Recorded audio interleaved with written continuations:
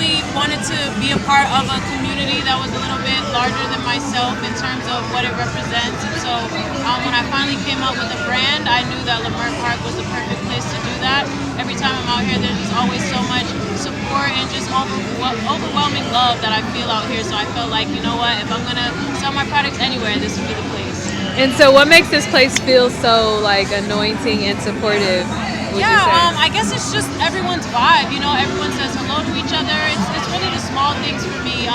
Just simply smiling when you pass somebody. That's something that's very common out here. People referring to each other as kings and queens. I mean, I just feel like that's something that's very important. It just helps to spread love, you know. And so when I'm out here, I definitely feel that.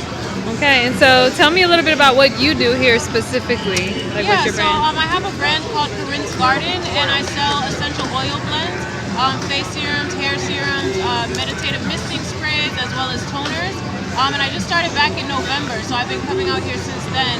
And I also am a life coach as well, and so those are the two things that I promote when I'm out here. What got you into that? The life coaching? Both of it. Well, I actually had a really bad struggle with acne last year, and so I was trying to figure out products that I could use that wouldn't clog my pores, but would still help to kind of heal the damage that had been done. And so after trying a bunch of different products, I was like, you know what, I think I could maybe make something myself. So I started researching different ingredients, and I decided, like, you know what, it's probably best if I do my own thing. And so it's called Corinths Garden. Corinth is my great-grandmother, who I was very close to before she passed. So this was just a way to really honor her legacy. And as far as being a life coach, that's just something that I've kind of done unofficially my whole life. Just helps people, you know, accomplish their goals and meet with them and share wisdom and, you know, advise. And so that's just something I feel is my calling. Beautiful. And lastly, just why is it so important for us as a community to really keep this space and maintain it and build it?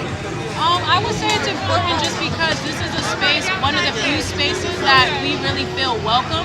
You know, people of color feel very welcomed and feel like, you know, they can kind of be who they are and don't have to feel ashamed, don't have to feel like they have to make space for themselves. It's kind of a space that's already out and prepared for us, and so that's just very important, especially just in the country right now. You know, there's a lot of cities that they could care less about, you know, what the community is trying to do, and so this is very important, and I'm really adamant about making sure that we can keep this going. Beautiful job.